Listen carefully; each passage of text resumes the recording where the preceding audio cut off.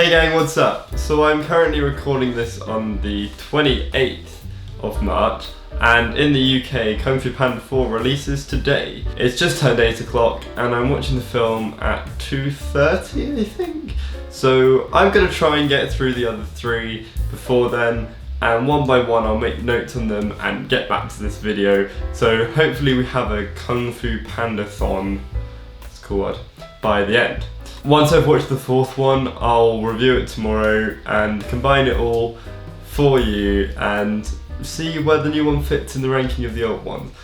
I do love the original trilogy of Kung Fu Panda films and I'm really hopeful for this one. I'm very excited there's a new one coming out, especially with Viola Davis as the villain. It has a great track record for villain voice actors in this series. So I'm going to get started on Kung Fu Panda 1.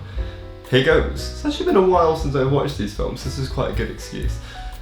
If you haven't already, please subscribe to the channel. I did say there would be a Shrek Part 2 video coming out, that is the second part to my ramble. This is a new format I'm doing, I don't know why, but I quite like it. Anyways, hope you enjoy this video, and I hope it's not too much of a ramble, although the title kind of suggests it will be, so it's kind of what you signed on for.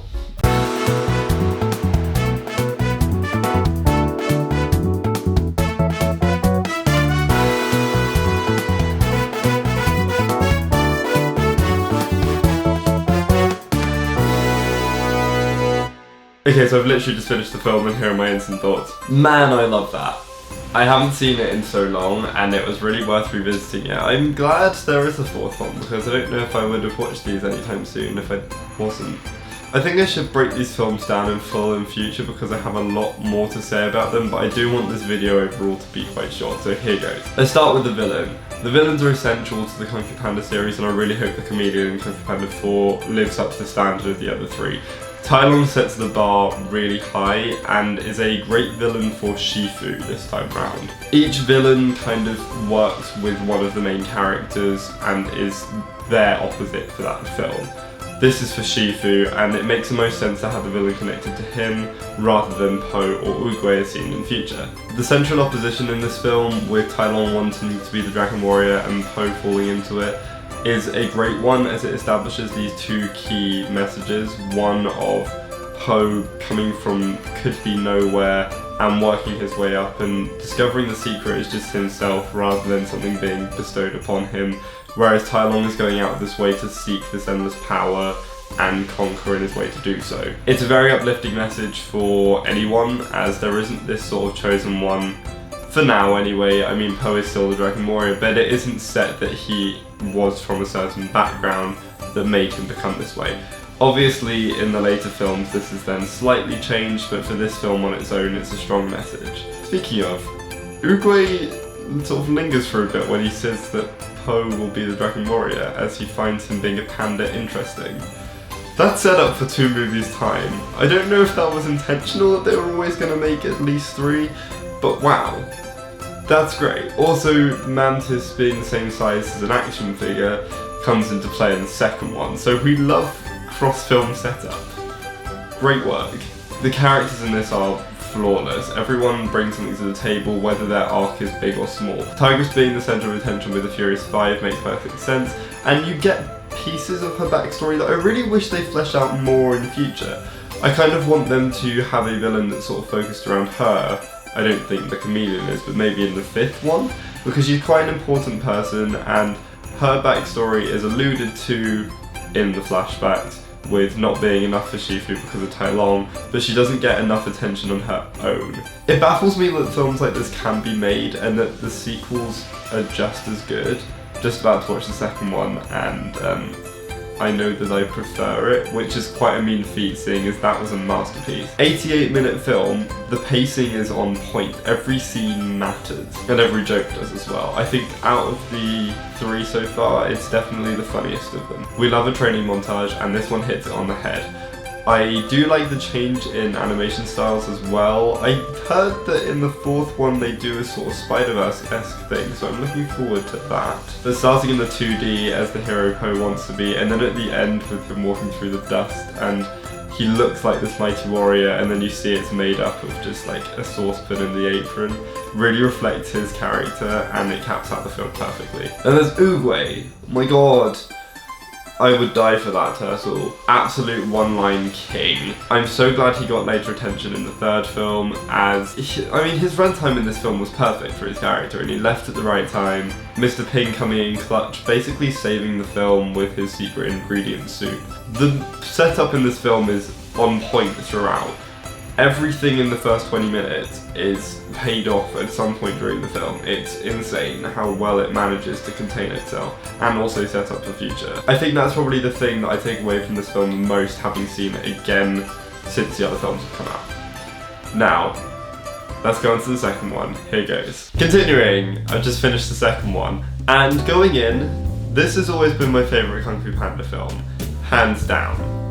However, I think I've seen it too many times. Watching it back with the first one, I feel like I haven't seen the first one in ages, and so I got more enjoyment out of it, and that might affect the ranking at the end of this video. But overall, this is an absolutely stunning film, and it's very rare that a sequel can be as good, if not better, than the original one. The music is absolutely on point. It is in the first one as well. I kind of forgot to mention that, and I feel really bad because they're two of my favourite composers, John Powell and Hans Zimmer. This just builds on that score. It does an excellent job.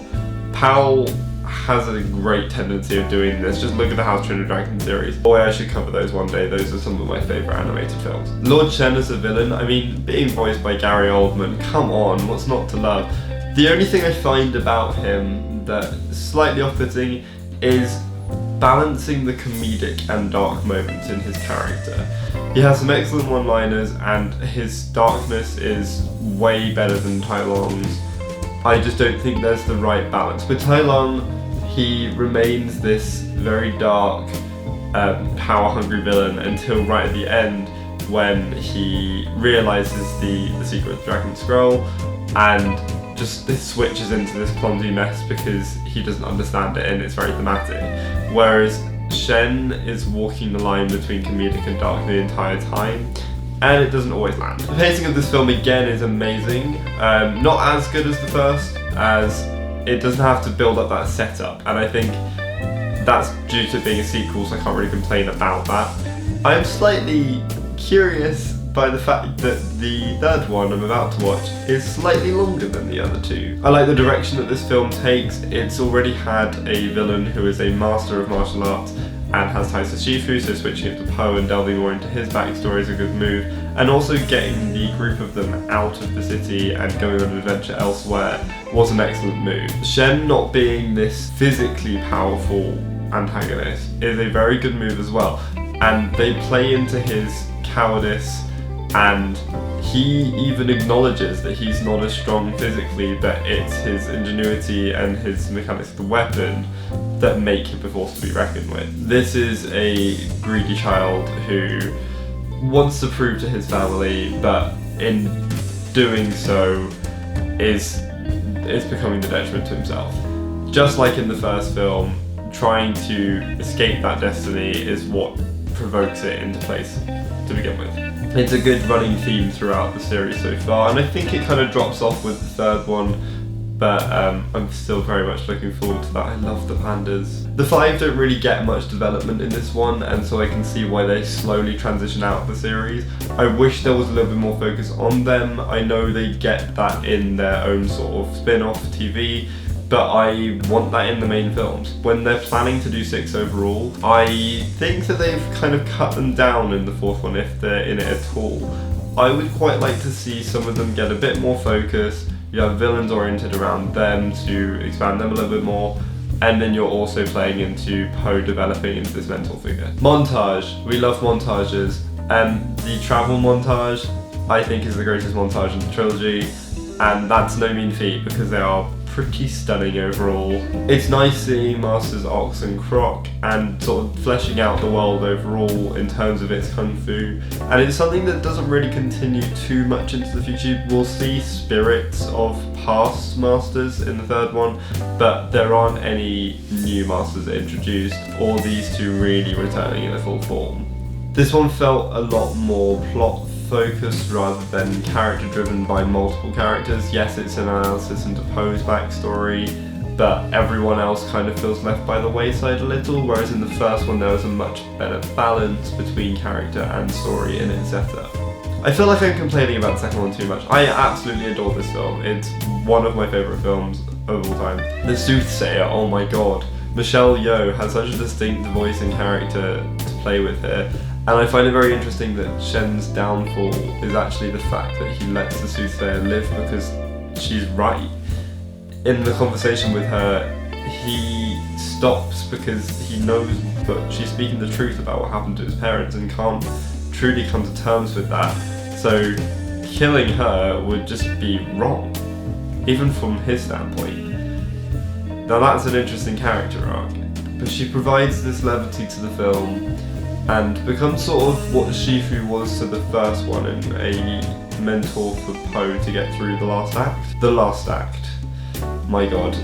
Once again, this film uses the weather and sort of the timing of the day to emphasize its fight scenes perfectly. It's something you pick up on in the first one, as Tai Lung arrives and it's all stormy, and then Poe arrives and it's the sunrise, and when he's finished it's all risen and happy. It's the same here, and it works flawlessly. It's a great device that can be subtle, but gives the final act a bit of pacing in itself to act like a story, and also in a piece. That is the central focus of this film in terms of arcs. We're not mixing up several things like the first one did. It's very clearly focused on Poe, this is the thing you need to learn, and its payoff is masterful. It's woven into the narrative really strongly, and Poe just overall having a backstory here that's developed is really lovely. Now on to the third one. Halfway there. And there we go, that's the original trilogy of them done. I think they get worse as they go along. Not saying that the second and third are bad, but the first one is a masterpiece of a film, and it's a lot to live up to, which is fair enough. Sequels rarely top the original, so the fact that these are still amazing films is impressive. Kai as a villain just doesn't stand out as much as the other two. I'm glad they give Oogway a villain, but they just make a joke of him much more than he is threatening, and he doesn't have as much presence in the film as Tai Lung or Shen did. The focus was on them as it's their film, but this didn't feel the same with Kai. He kind of shows up and everyone makes a joke about him the whole time of not knowing who he is. And then his screen time compared to what's going on feels really limited, even if it's not. I think that it would work better if he arrives at the Jade Palace near the start of the film and wipes it out. Like, this needs to be a villain that tops the previous two. It's great to see all the pandas in this film. I do love the training to be a panda section, and the situation with Poe's dad lying and that plot line. It feels very logical. You've got this conflict between these two dads trying to be the parent to this child. And it's a really wholesome family dynamic. I think Poe training to be a teacher is the right next step for this. And I think going forward, if they do a 4, 5 and 6, they've already done 4, I think it should go in a direction of Poe becoming the Oogway figure in the valley. So throughout the next 3 films, it should work on him finding his Shifu, his version of the Furious 5 who he can watch over, and eventually a Dragon Warrior if they have another one. I don't really know how that works because Poe is like the only Dragon Warrior, right? So surely there isn't going to be another one. Maybe there'll be a different warrior that will come to the test. Once again, the music is on point. I love Kai's theme. Like, the villain songs are amazing. Viola Davis better have a good score to accompany her. I was wrong. Master Croc does appear in the third one, very briefly alongside the other masters. I want to see more of other masters and going to other provinces in the country. You see Master Chicken, who his one gag is this, he clucks wherever he goes, and that's quite funny. Once again, this is refined like the second one, in that there are less plot points to deal with as everything sort of ties together a bit more. At the beginning, it feels like Kai being the villain and his plan solves all of the issues that they're trying to cover, like the Chi and Poe becoming a teacher, and it all feels like it should feel, whereas the first one has a lot more different threads going for it that it's pulling separately. So I do like both approaches, it works well. Main note here though, the animation style is updated. I did notice this over the 3 films, and I'm assuming there'll be a shift into the 4th one, seeing as it has been, what, like 6 years since they made one of these? They haven't strayed away from using new animation techniques and evolving the franchise, so I'm really looking forward to seeing what this new montage will take on. The one for Kung Fu Panda 3 takes on, it's a less of the 2D approach of the previous 2, and it's just using all of these solid colours, and it looks beautiful. It's not the second film's montage, but it's still wonderful. Yeah, I don't really have much to say about 3. The first 2 are just better than it, but it's still a solid film that I should rewatch because I've not seen that one many times, I don't think. Ure being in it again is a win. J.K. Simmons voicing Kai, like, they're just roping everyone in. Love it. So I've now rewatched the original 3, and I'm gonna go to cinema this afternoon and see the 4th one. And I will get back tomorrow on the day that this video is releasing and tell you my thoughts on that and rank it in these 3. You can probably see where the ranking has been going so far. So I kind of hope that the 4th one breaks the trend. We'll see. Okay, so I've now slept on watching the 4th one after seeing it yesterday. It was alright. I can do a full review on this if people want in the future where I'm a little bit more analytical, and maybe a rewrite, because much like Wish, this was a situation where there were things there that just needed to be expanded. There's nothing inherently wrong with it. It's a very inoffensive film, but it's just kind of meh. When you're following up a brand like Kung Fu Panda, you've got to keep up with it, and it's a shame that it looks like each installment slowly gets worse in quality. You can probably see where my ranking's gonna go. The main issue here, I find, is that they definitely couldn't get all the cast back, which really hurts the film, as you don't have the Furious 5. They appear for a cameo at the end, and none of them are voiced because no actors. You also have appearances from some of the other villains, namely Kai and Shen from the 2nd and 3rd films, who are also not voiced, so that really hurts them. Tai Lung in this film, I actually wish he was in it for more. I thought I wouldn't be a fan of his return, but the way in which he came back kind of made sense, and as did everyone else. But I think that if they made it more of a buddy cop between Po and Tai Lung, it would have been more entertaining, and there's a lot more you could go into there. Because I feel like Tai Lung came to all the right conclusions, but just not in the screen time it deserved. Speaking of unused screen time, the Chameleon. The Chameleon as a villain doesn't stand up to the other 3. The motivation just isn't there. She just wants to rule, and she's getting money, and that's her whole deal. There needed to be some nuance there. Maybe rather than just pulling everyone out of the spirit realm, maybe she was looking for someone in the spirit realm.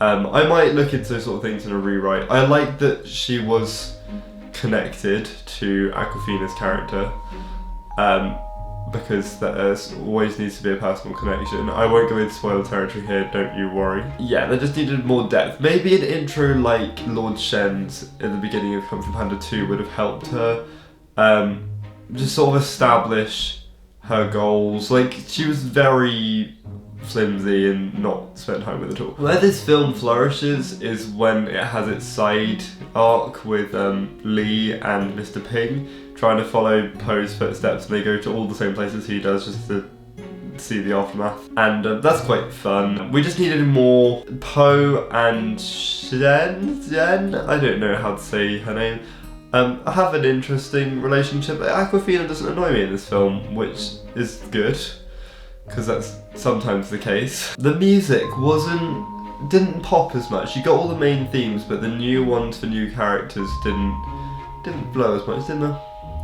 You're wearing yourself out, mate. You're doing too many brands. Overall, the art style looked nice. I did like the random painted slashes across the screen when there'd be a fight. The fights weren't up to the standard of the previous films, but they were fine. But yeah, I think it's got potential going forward. I can definitely see them making it to a 6th film. Right, so is that part of the video? Time to rank these 4 films. They just go in order they came out, I gotta be honest. I always used to think 2 was the best, but I think I've just seen it too many times, and seeing the first one again reminded me how great it is. So maybe those two will switch, they're kind of on a level playing field, but 3 and 4 are definitely in 3rd and 4th place on the list. If you'd like to see me do this sort of thing with more film franchises, I'm more than happy to do so. I'm a big fan of animation, so any animated series, many DreamWorks ones actually, I'm more than happy to have a look at and do a ramble for. I hope you've enjoyed this video, and let me know what you thought of Kung Fu Panda 4 in the comments. I'm really interested to hear the wider appeal. The people in the audience with me, funny enough, I bumped into some friends in there, weren't big fans, they're younger than me, and they didn't particularly like it, and I was like, interesting, this is the target audience and they're not fans. In the meantime, happy Easter and see you next time.